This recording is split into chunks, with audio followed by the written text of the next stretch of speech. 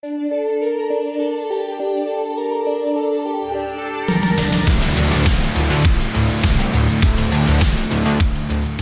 everybody, and welcome to this episode of the Heretic Hammer Podcast. I'm your host, Marshall, and this is my co-host, Dylan. Hello, hello. And Dylan, I know the truth about you. Oh, do you now? Pale skin, weird movements, super strength. I know what you are. Say it. Blood Angel. My secret. No. Today, the space vampires or the Blood Angels is our topic. The sons of Sanguinius, or the children of Baal, the Blood Angels of the 9th Legion, are one of the kind of unique special legions or loyalist legions because of these special traits / curse bestowed upon them from their Primarch. One of the fun things with them is that they're a legion with some of the most librarians. They are known for having great melee combat, and just this, teensy weensy issue of being, the essentially Space Marine vampires. Oh. Yeah. So, today we're going to, obviously, with many of these types of episodes, we're going to go over the overview of the Legion, from Sanguinius to the angels themselves, to Dante, Mephiston, and of course the Black Rage. This is anything I think with the Blood Angels, I think really sets in this idea of, I think it's really easy for a lot of 40K fans to kind of get the Star Wars, oh my god, they forgot about Glub Shido. And I feel that. So there's definitely going to be points, or there's a lot of characters with the Blood Angels. There's going to be the whole thing of the devastation of Baal, which is honestly an episode kind of in and of itself amongst all the characters that are in that. So there's a lot of things that we definitely won't get into. This episode is inherently going to go long enough. So, today it is largely just all getting into the kind of overview, everything to get you started, to get you be like, I'm going to go read Devastation of Baal. I'm going to go read Dante or Mephiston or whatever, any of them. All of the Horus Heresy, because Sanguinius is everywhere in that. That's kind of where we would get to. So let's start with Sanguinius, right? We should get into the Primarch of the Blood Angels. So let's kind of, and it's going to be the whole basis of everything that they have, right? It's just going to be everything. So we got to at least get the laydown of Sanguinius, given that especially, he is inherently one of the most important characters to the entirety of the history of the 40K universe. So let's start off. Upon the yeeting of the Primarchs, he made it to Baal, a world. Technically, he landed on Baal Secundus, which is not a this dick or Deez balls joke. Sure. How is that spelled, though? Secundus? All that of at it. least, I was going to say, because Secundus is a normal word. That is a normal word. How is Baal spelled? But that is Baal. Baal. Okay. And here's look, the Blood Angels do live and die by the Baal, but again, we're not going to fully get into that, as we all do, storyline. So when he landed on Baal, especially Baal Secundus, right? But even then, the main planet and everything about it was overrun with mutant creatures that effectively plagued human society, and that human society was called the Blood. And this was essentially like this waged constant war. Honestly, if you really want to think of a somewhat like a comparison from the time that he landed there to the creatures, it was kind of like, think people versus the creatures of the wasteland in Fallout. Like they were fighting death claws on the regular and giant rad scorpions. In fact, he essentially fought a giant rad scorpion, except it was a fire scorpion, which is about 11 feet long. Pretty young. I think it was in his like young teenage years, or just even kind of almost like childlike, and was taken in by those of the Blood. Kind of brought upon. It kind of essentially had to be pretty early warrior-esque, but always had this air of charisma to him. But the other thing that you may notice in his many images will be that he has this first he has the uniquely but not too dissimilar from his other more psychic brother Magnus in his own psychic abilities, right? He had very minute psychic abilities, which we'll get to kind of how that manifests in a second. But then obviously then more plain showing is his angel-like wings that sprouted from his back, which kind of hard to miss, right? And many would have probably thought of him as a mutant. In fact, there's likely many, especially of the Baalites or the Blood, that did. However, from kind of a previous race, the Baalites similarly kind of worshipped two entities, or at least had believed in two entities, a golden angel and an angel of darkness. And so obviously some of them had the thought then that maybe he is the golden angel, right? But I want you to hold the golden angel and the angel of darkness. I want you to, this is a secret fact that we're going to use later. Ooh. I can't remember what that meme is from, and I spent so long trying to find it, and I can't remember what that meme is. But like, this is a fact we'll use for later kind of thing. I can't remember what that meme was. Oh yeah, I remember what you're talking about, but I also don't. Yeah. This is fine. Yeah, I can't remember either, unfortunately. Right.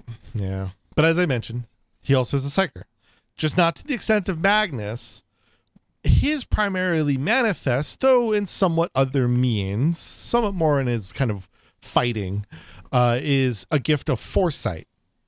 He could divine the future, and somewhat would often kind of maybe take somewhat the approach that like the future is kind of malleable, right?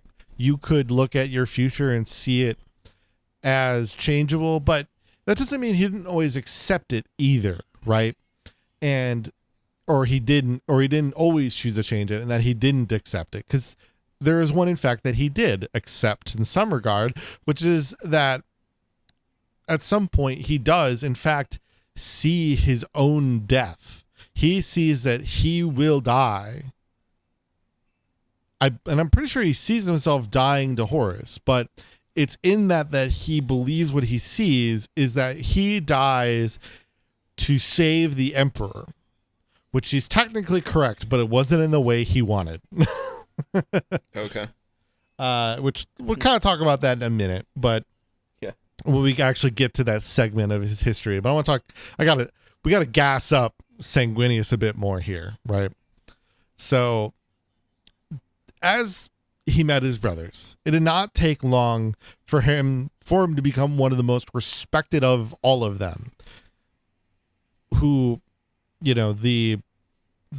essentially the only one of them, or the only brother that probably was respected more than him was just Horus, right? Horus was the only one that probably gained more respect, but Horus himself had a great respect for Sanguinius, because one of the things that happened was early on when Sanguinius was found, he was put under the wing of Horus, because as far as I could tell, it seems like Sanguinius was found fairly early on, like compared to other Primarchs being found.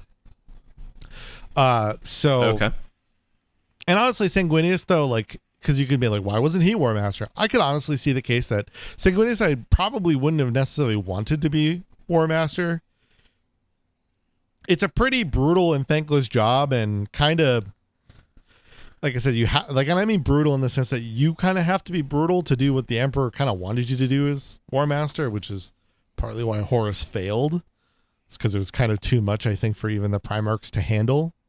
Mm-hmm. Because, you know, inherently the Emperor was so, I mean, he was just so categorically stubborn that, you know, he could kind of handle that. But the Primarchs being essentially only a fraction of that level of bullheadedness, still couldn't necessarily handle the scale that the Horus Heresy was. Because, I mean, we've kind of talked about how big in scale the Horus Heresy is. Or at least that era of like war, just even the Great Crusade. So Great Crusade through Horus Heresy, like how scaled up of a war that was. Mm-hmm. And so it's a lot of responsibility and a lot of stress and a lot of, you know, kind of doom and gloom. Not something that necessarily Sanguinius was kind of is into. He was a little bit charismatic. Not that he was a wuss. Let's not conflate those things. But he was a little bit more empathetic. However, during the heresy, you know, he obviously was kind of he obviously got tempted by the brothers, but it was one of those things, honestly, that Horus kind of knew from the jump. Even here's the thing, like Sanguinius, even through the Great Crusade, was so loyal and so charismatic and so kind of loving to the Emperor that it even instinctively knew. He didn't even honestly really even try to get Sanguinius to switch over. So he essentially was like, I'm gonna trap them. I'm gonna trap him in the Warp Storm on the same side as Guilliman and the Lion. Like, because those were the three Primarchs that Horus saw as like the greatest threat. Yeah. Okay. Like if they caught wind, if those three, especially together, caught wind of what he was doing early. And let's be honest, Horus also knew how useless a lot of his other brothers were going to be. Mm-hmm. That they would be ruined. They would be screwed, and they wouldn't get to Terra at the time that he wanted. So he, along with the powers of chaos, helped bring in this warp storm. And he had first, before showcasing himself, before Isfahan, had kind of sent Sanguinius, the Lion, and Guilliman all out into this kind of segment of space, a little bit farther away from Terra and everything else. And then a warp storm surrounded the whole segment of the galaxy. And I think it was in Ultramar, essentially. And that cut him off completely. So within that period, you know, they were stranded on this other side of the warp storm. And because they have no idea, and we'll maybe talk about this a little bit more later, but like in this period, they have no idea what is happening to the Imperium itself. They kind of have learned Horus has betrayed the Emperor. They at this point had started, essentially had kind of learned this. One way or the other, I kind of don't remember the exact, because it's not as important to this right now to get over, which is why I just kind of didn't worry about it, getting it like moment by moment. But effectively, they kind of knew that some horrid warp storm has taken over the galaxy, and you know, and that there seemingly is some heresy going on. And so they have no idea, you know, what has happened to Terra, what has happened to the Emperor. As far as they know, the Imperium is gone. So Guilliman, Sanguinius, and the Lion kind of bring they kind of all bring their band together, right? All their bands. And they're like, we're going to make Imperium Secundus, right? We're going to make the second Imperium, and we're going to go and we're going to challenge Horus, right? And Gilliman, who was kind of orchestrating this whole thing, because the Lion was not into this idea at first, and kind of neither was Sanguinius, but Sanguinius was more saw the point, right? Because again, a little bit more sympathetic and like able to read. Like he wasn't as stubborn, right? It was a lot of his other brothers. Sure. So he kind of saw what Gilliman was getting at. But here's the thing, Gilliman, everybody could have thought that would have named himself the new emperor, the emperor of Secundus. Instead, named Sanguinius the emperor, as he knew and believed that most would follow him. And Sanguinius was not all into this, but begrudgingly agreed to go along with it. Right? They're like, fine, I will be the new emperor as much as I don't want to, right? And this was kind of their way of rallying themselves. However, eventually the warp gates opened. They kind of make their way through, or as it kind of fades a bit, they do learn the Imperium does live, does stand. Dorne is holding, but they need help. So they power through. The Imperium Secundus gang make their way to Terra. Upon arriving to Terra, Sanguinius and the rest of the Primarchs find that shit is fucked. Yep. That sounds about right. So, in order to obviously help defend the palace, one of the kind of large kind of standing points of this is the Eternity Gate, where in which there's a sequence of books from the Horus Heresy, obviously Eternity Gate, and then there is also, I believe, Fear to Tread is a part of that segment. I believe Fear to Tread is part of the Siege of Terra section. But this is kind of the sequence where a lot of people get to really see not only the leadership of Sanguinius to be tested, but also for it to flourish. Like, as a reader, it's already established that he has so much of this respect and everything. Like the speeches that Aram Densky Bowden had written, that many of the other authors have showcased, and people love these books, and they love Sanguinius in these books. They're some of the most recommended books that get thrown around. And it's kind of in this, for example, at the Eternity Gate, he does a battle with a greater demon called Kabanda, a corn greater demon, if you couldn't guess. And okay. There's a cool moment in the fight against Kabanda where Sanguinius is kind of, and this happens a couple times, where he's kind of fighting and he's I'm having a really tough time fighting this greater demon. And then he kind of has a moment where he's like, wait a minute, I've seen when I die, and it's not to you, bitch. It's not this point. Yeah, I already know when. And just happen, goes Super Saiyan and kicks the shit out of Kabanda and banishes him into the warp, and then immediately goes and fights Angron and wins. Granted, he was stabbed and injured, pretty tough, but still won and defended the gate. So for him to think that way, he has to be assuming that the premonition that he has had is an unchanging one. There's nothing that he can do that is going to change the results of that premonition. I think, at least at this point, I think there was a time where he did. Yeah, he truly believed that maybe he could change that, because he didn't fully see for a long time how that would happen. Right? Okay. So that's why he didn't fully know that Horus had turned when he did and everything, right? Because if he saw everything, then he just would have been like, hey, Dad, so I have this vision. Horus betrays the shit out of you, kills you, and then me. Mm-hmm.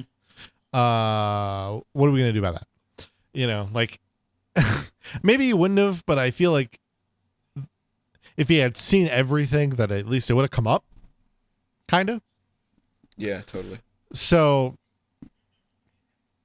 because even if the emperor didn't believe it, I think it would have gave him pause then to make Horus War Master. So that's why I'm not, and I haven't read all the Horus Heresy. So because they're 1,200 books, not really, but it feels like it.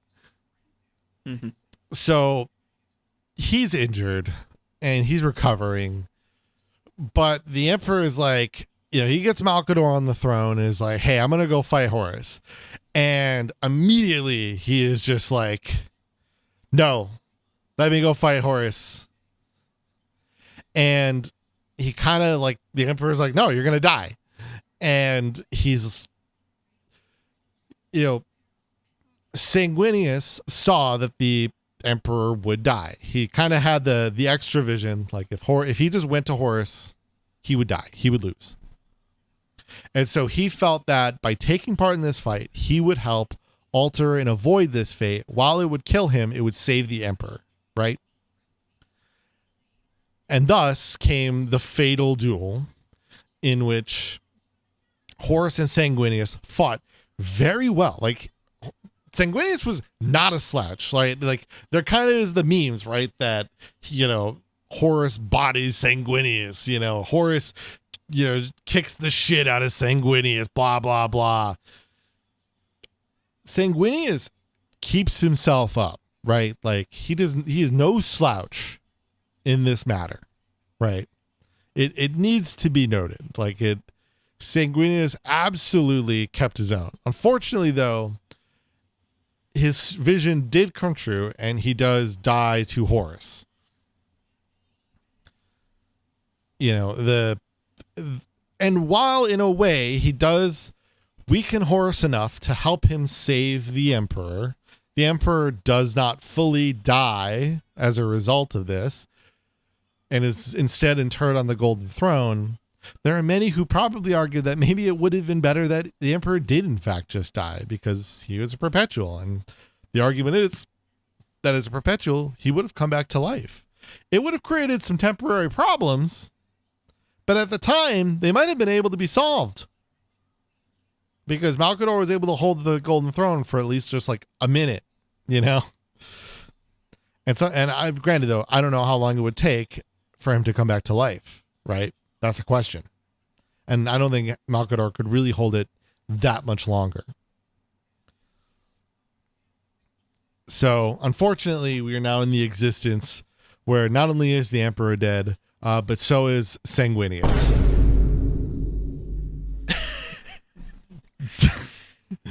No. And this causes one of the greatest. It only lasted 6 seconds. I know. This ends up being one of the greatest triggers to the Blood Angels, Marines kind of gene flaw to truly come out in full force. Before we talk about that, let's talk about them themselves, the Ninth Legion. So prior to Sanguinius, the Ninth Legion had a pretty dour reputation, right? They were kind of looked at as the specters of battle wherever they were sent. They got sent to kind of the dreg planets that no one really else kind of would have wanted to go. So, and unfortunately, they traveled along with the Iron Warriors and the World Eaters. And why would you when you look so like this? Well, here's the thing. Yeah. Welcoming and yeah, well, here's the thing about this image is that they were known during the when they were part of the because there were Space Marines kind of in portions of the Unification Wars, especially later on. They were kind of known to consume the enemies. Granted, part of that was because of a strategy. They were fighting a cannibalistic tribe who would eat their dead. So they would just kind of... Oh, the Donner Party. Yeah. Well, so they couldn't, they couldn't prevent food from coming in and starve them out, right? They had them surrounded. They couldn't starve them out because they'd just eat their dead. Which granted, eventually you would technically probably, they're going to run out of people, but so are you. So what's come first? And it could have been either. So what they did instead is as they move forward, they would also then just consume the enemies. Except they kept doing it. And it was kind of weirding people out. Honestly, they're probably on the verge of being like quartered off into No-Nosville like the 2nd and 11th Legion. But when Sanguinius met his then Savage Revenant Legion, as they were essentially known as, it was during the pacification of Tegar Pentaurus. No idea where that is. He kind of shocked all of them and a number of them by going to each of them and learning the name of each and every one of his warriors. I think it was granted, the ones that were around, it was about in the hundreds, right? This wasn't like full Legion strength yet. So, like, before you're like, oh my God, he learned 10,000 names. He learned like 300 or 400, which is a lot. But he's a Primarch, That's still a lot to learn during the entire yassification of Tiger Pinterest. Like, that's still a lot to pick up on. Yes, but he's a Psyker. He's a Primarch. He's got super brain, Like, they've like all the Primarchs, he's got, Gary Stu syndrome. So that isn't at least learning 300 names is not at least the weirdest it's honestly the hardest thing that a Primarch is going to have to do in their lifetime. And gave his speech before his assembled sons. And instead of demanding that they swear an oath to him, he instead swore an oath to his legion of his undying loyalty and that he would, and his guidance, and that he would bring them great victory. Not that he demanded great victory. He said that it would be that he was responsible for them, not that they have a responsibility to him. Right? Oh, how nice. Okay. I mean, this is what made him magnetic, right? This is what made Sanguinius so magnetic, is that he was just a pure leader. Yeah, and of people. Like a true leader, not just a commander, but a leader. And they began to pair with the Luna Wolves, and from that, the Luna Wolves started to kind of tame the beast, if you will. And with Sanguinius, his own interest, and even that of the Luna Wolves to some extent, they became more demure, very mindful. So demure. They grew more interest in the arts. They had a more elegant and noble demeanor now. And this was obviously a big shift from just being these savages to this noble. But the cannibalistic thing, we're going to get to why that might have even occurred in the first place in a minute. But we have to now talk about the fact that from the death of Sanguinius, this eventually caused the Black Rage to suddenly fall upon the Blood Angels just in that moment, right? Like, he died, and all over on Terra, all of the Blood Angels go nuts.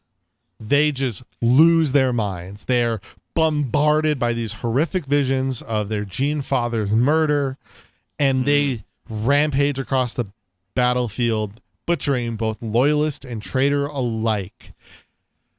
They finally calm down eventually, and there's definitely a lot of people who are kind of like, what the fuck? But hey, what was that about? Yeah, they kind of relay, like, and I think they kind of get a pass, right? Because obviously a lot went on. Well, that's good. Well, it's like, look, I'm not going to say that like everybody was cool with it, but like they exist still, right? They weren't cast out of the Imperium at that moment. So clearly at some point the forgiveness was had. They're like, guys, that was decidedly not chill. Yeah. But we're gonna give you a mulligan on this one. Well, and the Baalin, because the Baalin is like, we chose not, that was not our choice. We don't know. I mean, we're assuming this happened just because he died, but we don't know why that happened. And it was because the psychic kind of echo of his death had just kind of emanated through his gene children. And it just kind of broke something in the gene seed. And So one of the first ones that truly started to showcase, which is probably part of resemblance to the cannibalistic aspects, was the red thirst. So this was this need and desire to drink blood, specifically that, from a kill, but they have this is not from like a nutritional need, right? Like they don't live or die specifically just on this. But when they abstain from drinking it, they do tend to end up growing, like, they get weaker, but essentially it's kind of like it's because they age. So they don't it's not a malnourishment weakness. It's like becoming very old weakness. And like literally will get gray hair and wrinkles and whatnot. Wow. Right. And we'll talk about that in a minute with Dante. But this obviously really fuels the whole space vampires thing, because then when they drink the blood, they immediately become young looking again, which is very much a vampire thing, like I know people kind of there's a number of Blood Angels fans, and of which there are a great many, who do kind of get really sick of the vampire meme, but like, guys, it's right there. It's right there. Like, you just can't. And like, even then there's a point where like if they drink too much blood and they go too far into the thirst, that they succumb to it and become these like feral mutated like werebat like beings. So like, come on, like the whole like bat face appendage thing like really doesn't, it like sinks in, like the whole vampire thing. So like,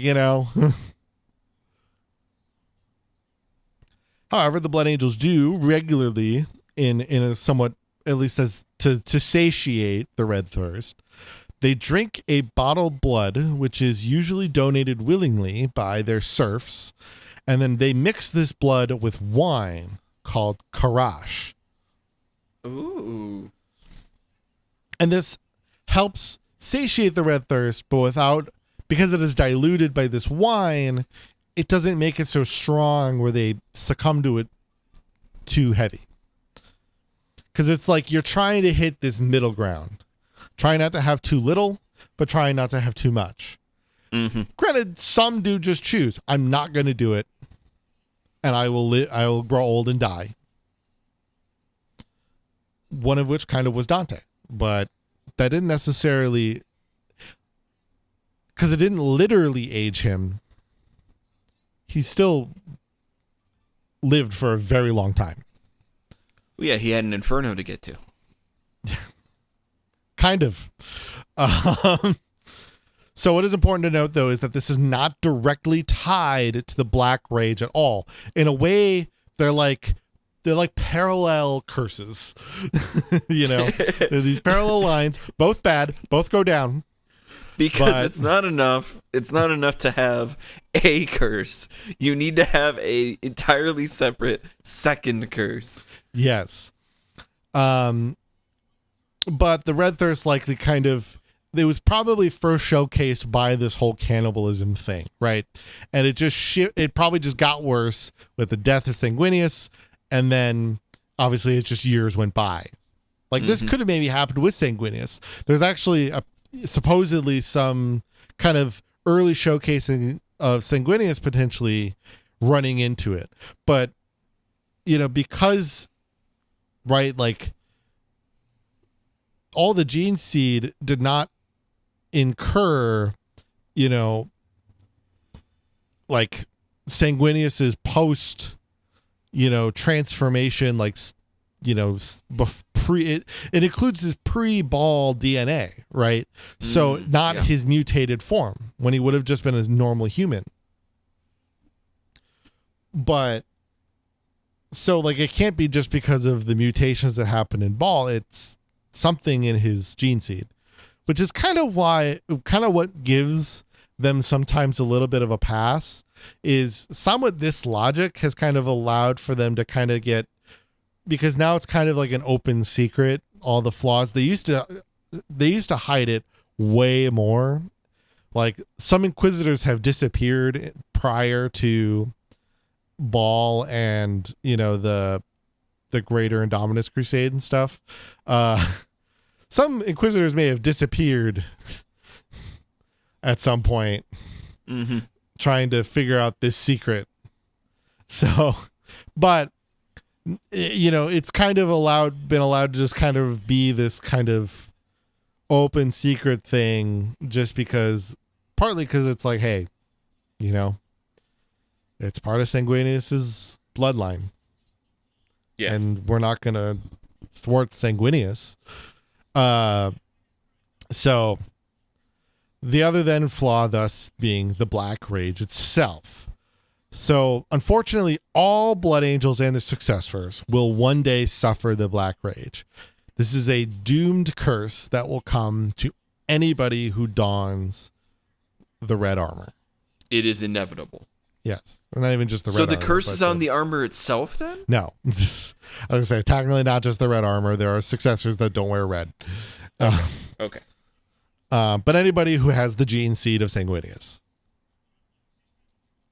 And often then, as this then will occur in battle, and in the battle, then they will begin to view all enemies and allies, which is why they kind of get shepherded, kind of like cattle, over, and they see themselves at the moment of Sanguinius' death, and see all enemies in front of them as Horus, and can do nothing but feel the unbridled rage that all of the Blood Angels felt at that moment when Sanguinius died, and see Horus and be like, you traitor, I'ma get you. And the Black Rage is uncurable. We'll talk about one special guy who overcame this, but for literally everybody else, if they don't die in combat and survive the rage, they then immediately succumb to the Red Thirst. So generally it is just seen as most honorable to just die in combat or be killed or whatever. So if the pirates don't get you, the thirst. sharks in the water will, is kind of what you're saying. Pretty much. And it's the fear. Honestly, there's a greater fear of falling to that Red Thirst fully than it is to, then like I would say it is to fall to the Black Rage. Because one thing that happens, and this happens to mainly people who fall to the Red Thirst, but does include those who fall to the Black Rage, or at least show the signs of falling to the Black Rage, but if they're not sent to the Death Company or whatever, is they are sent to a special citadel on Baal called the Tower of the Lost. And they are essentially kept in, if I had to guess, potentially even like prison coffins, because a part of the how you become a blood angel is you go through the trial. It's like the trials of Sanguinius or something like that. I forgot the name and I didn't write it down for some reason. I don't know why I didn't think this was important to write down. But it's essentially what they have to do is they go into a coma and then put in a coffin, sealed, and they often get a number of them may end up getting these night terrors and see Sanguinius, see Horus, the kind of curse of their bloodline. Otherwise, they're just kind of in this coma for 30, I think it's 30 days or something. Probably longer. It's 40K. Everything is really long in 40K. I was going to say, why not make it 40 days and just keep it the theme? Regardless, at the tower, they're sealed away we don't really know much about what went on inside the tower. Mhm. However, most who are then shown to succuming to the Black Rage are sent to the Death Company. And this is kind of all held by Marines. They don this black armor, and it's kind of to signify that they're in this kind of black rage. Mm-hmm. And what's kind of important to note is that like the rage doesn't just like show up. There is generally signs, right? Like this is actually brought up a lot in the Angels of Death series on Warhammer TV, which is actually a very good series to watch. It has one of the like it has a line from a Dreadnought that a lot of 40K fans are like, it's like the 40K My Shayla moment.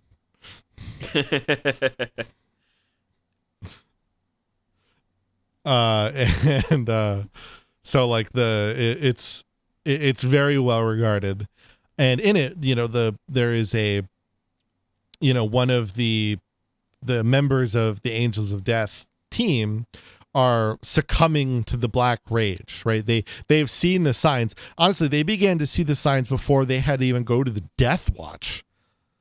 So like the signs are there, but they deemed him fit enough and not falling to the Black Rage, so they let him go. But he didn't want to fall to the rage. He was scared that he would fall to the rage away from his brothers. So like it's not that they accept the rage. And in a way they do, but like the biggest thing is there is still this like, there's a fear of falling to it in front of those who are not their brothers, right? It's a familial thing. Like they look at it as like, if we're going to die to this, we want it to be with our brothers. And so one of the ways that they then test this is on the eve of any battle, chaplains will go around and study each battle brother for signs of the Black Rage. And they will kind of do this during this kind of like, it's essentially kind of like a Blood Angels like mass. Okay. And during what is called the chanting of the Mora Patris, those who collapse into the chaplain's arms as they recite this kind of chanting and song, they are taken away and form a death company. They're kind of knowing like they're at the end. This is the sign, like they're getting to it. So they're going to be sent into battle with the black armor. So like, that's why like when they go into the battle, they don't necessarily just like immediately, they're not being sent out while enraged. They get sent out to get enraged, which usually pretty much always do. Right. Yeah. And then, because like this is like a for sure, like when that happens, when they fall during the chanting, it's game over at that point, right? This is kind of like the psychic kind of effect thing and all that. So they've like determined like this is game over. So they will go through the battle and they will begin the fight, and they will be sent out, and they are essentially shepherded by a special chaplain that essentially brings them out, who is not falling to the Black Rage, but they will kind of wrangle them around and just like essentially guide them through everything they can, and just shepherd them. Yeah, just get them into more and more fights, the most dangerous areas, everything, so that they can die with honor. And honestly, there are a good number and here's the thing, like I said, like if there are those that survive, this chaplain in a pretty much good probably majorities of the time will just end them. Will just end them themselves. The chaplain will just put them out of their misery before they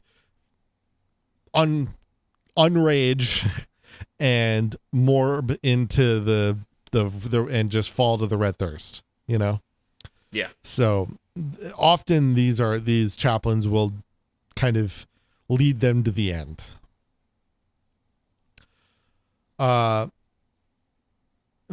Another then special kind of is a kind of singular unit, but kind of the Saint Celestine of the Blood Angels is the Sanguinor. Oh.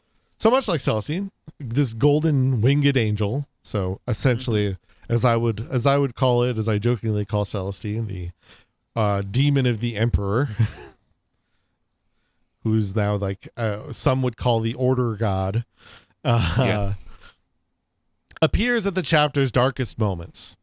And there are not many, obviously, then who have lived to see the Sanguinor, as because he shows up in such dire straits, there are not many who then live to tell the tale. But there are those who do, and thus there are records kept by the chapter's lords that implicate what the Sanguinor is. And obviously, they're much like Celestine. There are those that in the Inquisition that think of him as a threat or as a demon or whatever. But he is part of the Space Marines, heraldry. They can't step on the Space Marines as much as they would really like to all the time. There's obviously not enough to call the Blood Angels excommunicate Traitoris, so thus they live with it. And the Sanguinor originated as a member of the Sanguinary Guard, which is like the honor guard of Sanguinius and of the Blood Ravens, right? Like the kind of like a very esteemed veterans. Gotcha. And he was meant to be the body double to protect Sanguinius during the heresy, as they essentially figured that Horus was going to try to assassinate Sanguinius at every turn he could, or at least the powers of chaos. And in a way it worked. A demon began to fight Sanguinius, and instead the Sanguinor had done his job and kind of took the demon down and dragged him into a warp portal. But he was seen by Sanguinius kind of in those last moments before the warp portal closed, saw the Sanguinor forming his golden wings and falling with the demon called Madail into the warp, and thus kind of showing that he may have essentially attained his ascension as the Sanguinor while falling into the warp. Kind of also solidifying him as this kind of warp creature. One of the kind of fun facts about that is that the Sanguinor, so he has kind of the Sanguinius mask, right? That was like seared to his face. Oh, of course.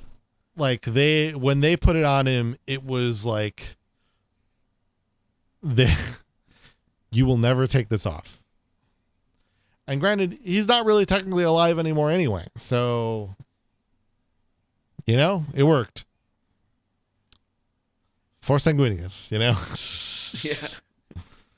Otherwise, I do want to note, the Sanguinor the Sanguinary Guard, you'll see kind of with these, gold jetpack kind of winged units. They've gotten a really unfortunate model update in this last edition. See how cool the wings are on these jetpacks here? Yeah. Very cool. Yeah, they got a severe downgrade. Oh. In 10th edition. Yeah, it's a real bummer. They're really tiny. I felt like I didn't mind the rest of the changes. There's all the gold armor, like the Sanguinor, the Sanguinius, the honor guard, whatever. They used to kind of have how the Batman Forever armor nipples. Yep. And that was kind of a meme. Yeah, it was kind of a meme, and people were really upset when those went away. I wasn't upset when those went away. I was upset looking at the wings. These wings are awful. But you know what's not awful? Oh, listening to My Chemical Romance. And that's what a lot of people who really like Mephiston do. So Mephiston is the chief librarian of the Blood Angels, also holding the title of the Lord of Death.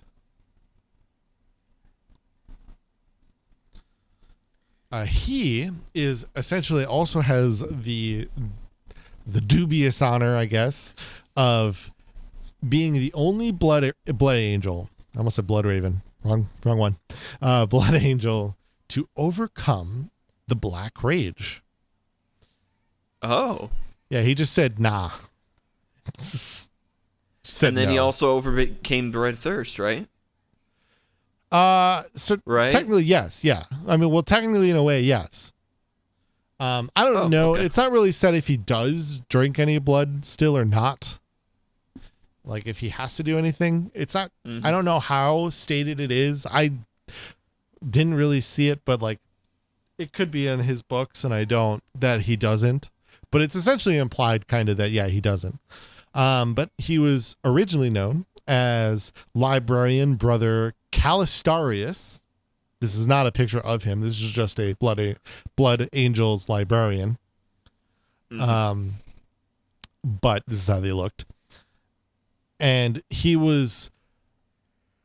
had fallen to the Black Rage, right? He was in a death company and then was trapped by a falling building. Like they went to fight in this ecclesiarchal building. It collapsed on top of him, but he lived. But he was trapped for days. And now not only had to begin kind of to calm the rage, but he had to find a way to stave off the Red Thirst.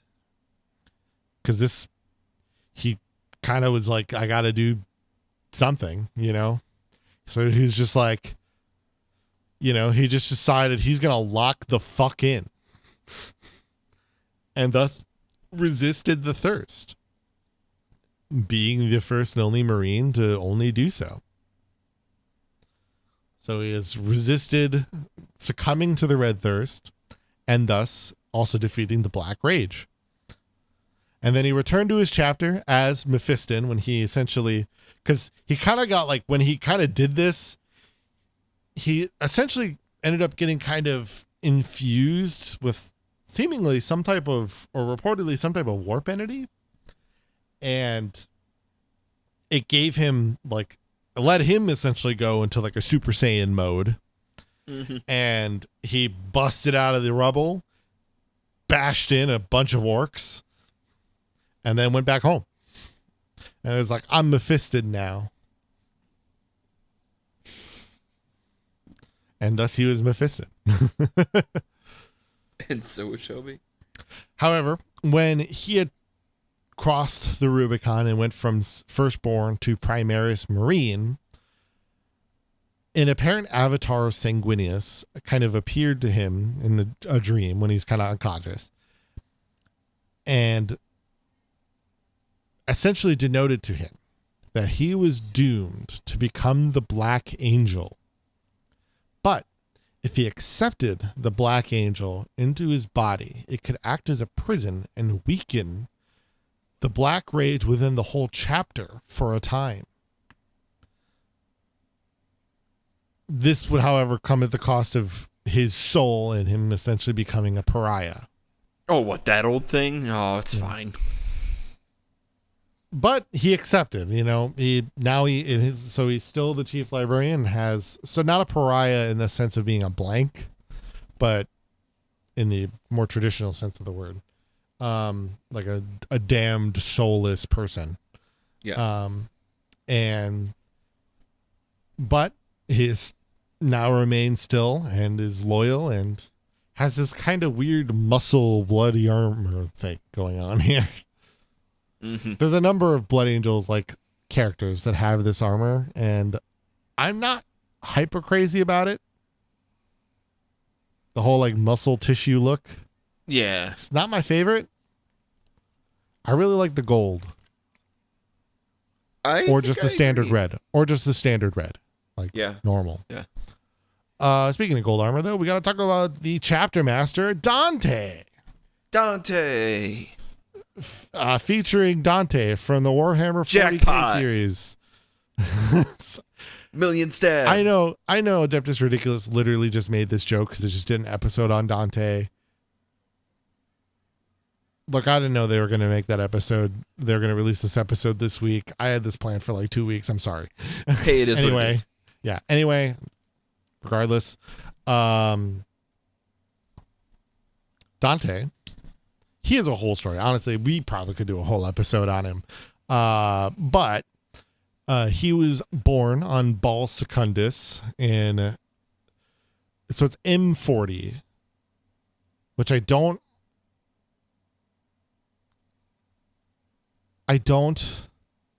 remember. Yeah, because M40 is 39,000. So it'd be 39,447. Because normal 40K was always M41, and now it's an M42. So it's in 41,000, blah, blah, blah, right? Yeah. So he was born 39,447. And he was originally named Louis, or Luis. I don't know which is the pronunciation. It only gives it to me as Luis, not like no phonetic. That's probably Luis then. Yeah, I don't know. Because I feel like with Luis, I also see it as like Louisse. I don't know. Anyway, he was a salt miner, and his family were salt miners. And his father, he constantly showed desire, and his father constantly showed disapproval of his desire to become a blood angel. However, Dante was undeterred by this, and he had to travel and essentially run away from home and travel across the salt wastes, because a normal desert just isn't enough. That's not shitty enough. You don't have to have deserts. You have to have salt deserts. Just to make you even more dehydrated. He straight up was like, when I grow up, I want to be a blood angel. Yes. Why? Why would he be like, I want that? Because I want to being have seen as an angel 2 curse modifier. Well, that was the thing, especially at the time. At that time, nobody really knew about the double curse modifier, right? Especially not general populace. That's why I said it's kind of an open secret, because especially general populace will never have the idea that this exists. Okay. Right? Like that makes more sense. Like the Inquisition or Lords of Terror or whatever, other Space Marines may know about it, right? But like too many Blood Angels have been in the Death Watch and probably succumbed to the Black Rage in that. But the general populace have not seen it, and if they do, they died. So okay. That's why it's like they don't know. And being seen as an Emperor's Angel is like one of the greatest one of the greatest honors somebody could have, you know? Like, oh, I can be an Emperor's Angel. Like I will bring a lot of honor to my family's home because they can say, hey, my son's a Space Marine. However, his dad didn't want him to do it because he was, I think, the only kid. So he's like, yeah, no, I need a family lineage for this whole farm thing. But Dante said, nah, and left. However, salt waste, like a literal desert made of salt. Couldn't guess it. Fell into deep dehydration pretty hard. Yeah. However, he was saved by a vision from the Sanguinius, guiding him to an oasis of water, where then he could complete his journey to the Blood Angels. And Dante has a number of run-ins with the Sanguinius throughout his kind of trials as he becomes a Marine. A note to the, especially one of which, especially happening in his time in the coffin that I alluded to earlier. But a good note to his personality and kind of what he became was while he was on trial, right? He was in a trial, right? It was him, his best friend of acolytes, and they were dueling in front of a chaplain. And the chaplain suddenly, and when Dante won the duel, which was just a normal duel, like a friendly one, the chaplain said to kill him. It was a fight to the death. You need to kill him. Dante looked to his friend and said, no, He did not wish to be a monster. He is loyal. He swore his life to the Emperor and the Imperium. He does not wish to become a monster. Sure. This was his true test. The chaplains saw this, and those who, were his superiors, saw this in him. And this was looked to as his final test, and he was thus taken to become a Space Marine. He eventually rose through the ranks, became a captain of I think it was the 5th Company. However, there was an uprising, and all of the chapter master and all of the other captains of every other company died. So literally, the only one left to succeed the rank of chapter master was Dante. Wow. Okay. Just got it by default. And you may have noticed this mask he wears looks pretty crazy looking. This is the Sanguinius death mask. I've heard this term. Yes, this is the helmet that depicts the death of Sanguinius. Wow. Okay. Mm-hmm. And yeah, I mean, Dante, kind of a baller. He is over 1,000 years old now.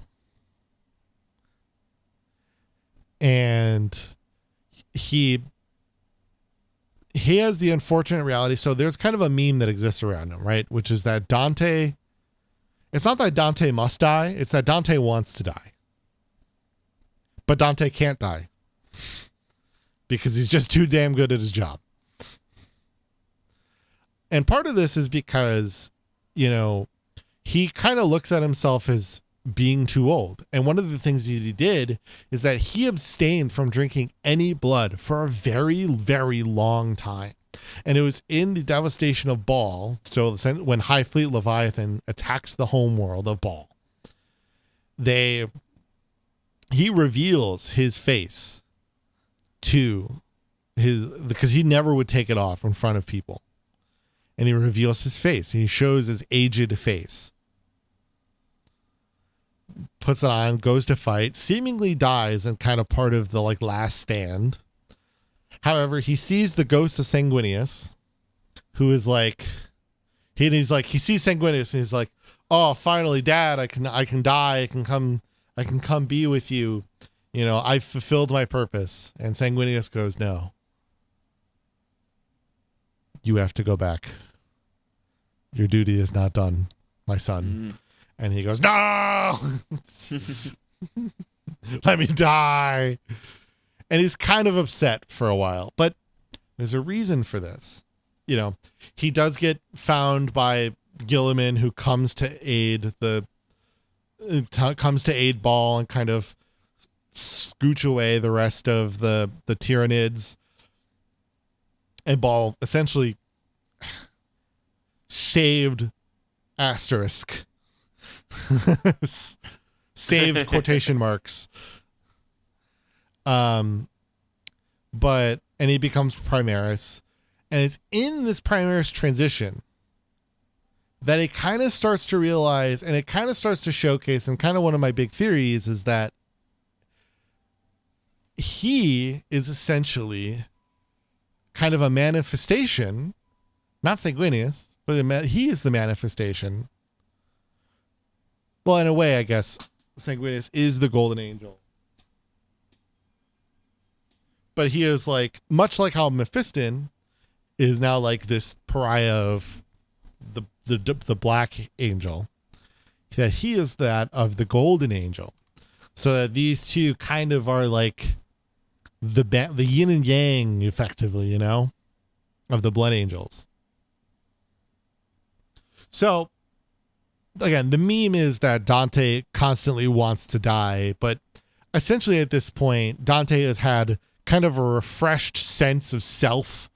he kind of sees his I don't remember if he is now at least partaken in it at all in the Red Thirst at this point. But he does kind of at least foresee he does see himself though as better, you know?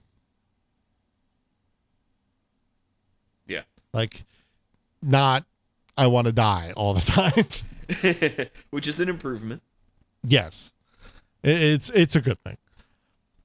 And thus, yeah, so the Blood Angels now have kind of almost consistently themselves crossed the Rubicon Primaris. There was a time where this was looked at where they thought that becoming Primaris solved the Black Rage, because they felt a bit more subdued on the Red Thirst as well. This proved to not be true, as while it took a while for the Primaris Marines to join the ranks of the Death Company, they did. So, unfortunately, they are truly doomed still. But they still are a proud chapter. They still have, they have a number of,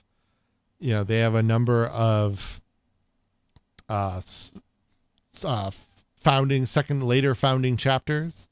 One of the most known ones is the Lamenters, who are best known for having the literal worst luck in the entirety of 40K. I think I've alluded to them with you.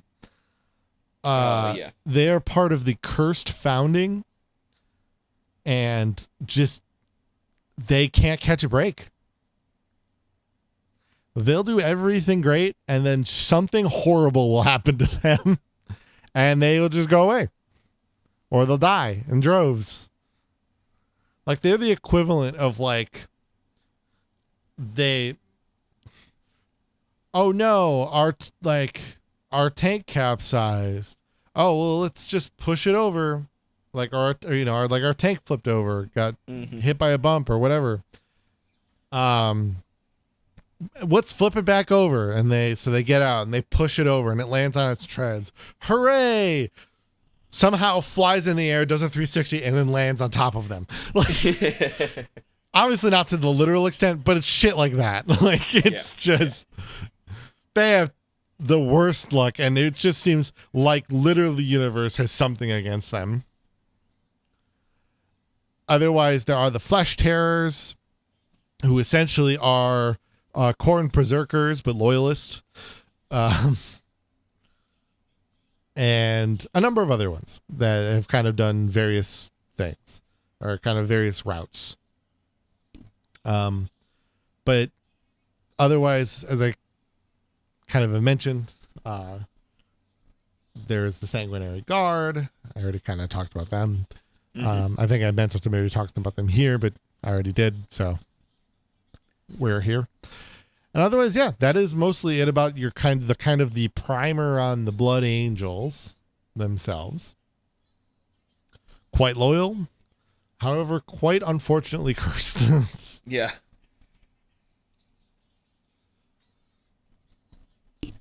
They Very do cool.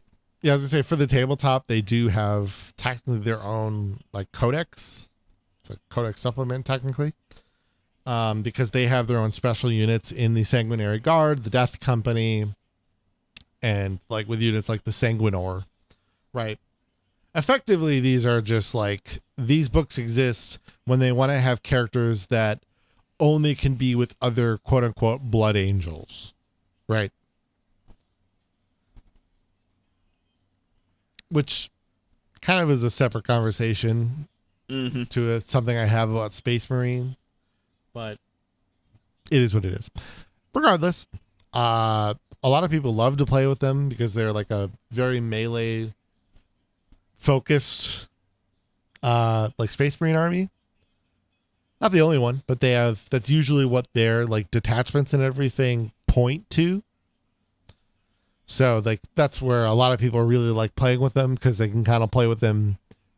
I'm being pedantic or semantic about it or whatever, but people may not like me saying it this way, but essentially it's, you can kind of, in a way, at least historically, maybe not now, but you could kind of play them like loyal world eaters. Mm-hmm. Yeah. But yeah, I mean, honestly, I love the Blood Angels. There's a reason I painted the first Warhammer Mini and Space Marine I ever painted was a Blood Angel. There's a reason for that.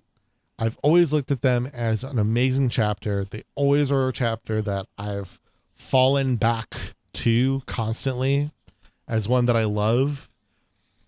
And maybe while it's like, I wouldn't play them necessarily as much on the tabletop, because I think I like a lot of other chapters' tactics more. Like, God, I love using vehicles with like the white scars. Yeah. Or I love the like type of like mobility and like stuff that the Raven Guard use, but the Blood Angels are pretty sick. And Death Company is really cool, especially because even Dreadnoughts can fall to the Black Rage. Like, that doesn't go away. Like, if you become a Dreadnought. Sure. So as you can kind of see in this picture, like there is a Death Company Dreadnought. Yes. Like, can you imagine this like ancient sarcophagus being just being like, where the fuck is Horus? Like, goddamn, it'd be a nightmare. Yeah, Dreadnoughts are scary enough in their own right, like when they're just Dreadnoughts. So yeah, right. Yeah. Other than that, anything else you have questions or thought on with the Blood Angels? Do they try to drink the blood of Xenos as well? I believe yes, because I think I skipped over this accidentally. One of the things about it is that generally the most satiating blood to the Red Thirst is those from a kill. So I do believe that they will take the blood from a Xenos. I think generally, as long as if I had to guess, because this wasn't specified like a whole lot. Mm-hmm.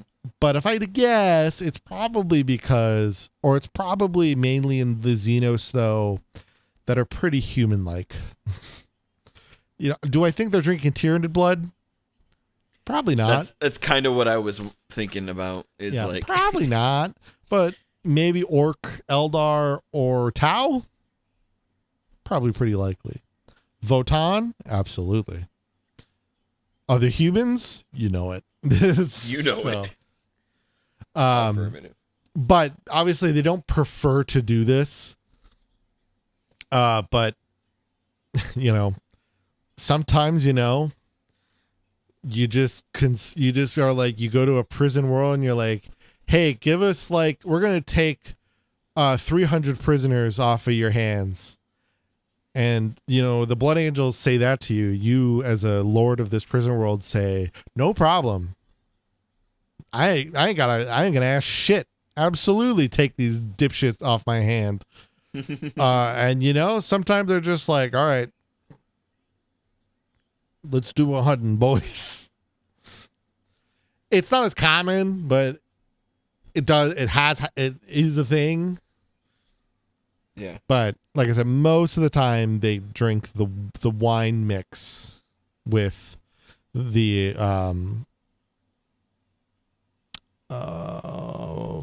the name I've misplaced the name, the Karash. Right. But otherwise, yeah, I mean they're also still generally pretty, like, as far as Marines go, pretty kind too. Because they have Sanguinius' blood, they're not, it's not like they're not salamanders level kind to like humans, but more than others still. I think they're probably 3. If I had to rank nicest, like the top 3 nicest, I think it technically, if I remember, it goes the Salamanders, Raven Guard, and then the Blood Angels. Like nicest to the everyday riffraff humans. Yeah. So 3 ain't bad. You know, 3 out of the, and some of their, now, and this is only for the Blood Angels chapter, some of their successors, not so much, but them, yeah, generally yes. Otherwise, anything else you were wondering? No, they're cool. Keep them away from me.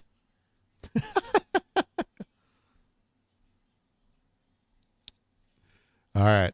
Well, then that'll do it for this episode. And, next week,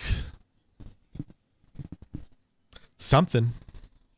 Here's the thing. Actually, I want to talk. I don't know what aspects will do it, but I want to do sometime in the near future.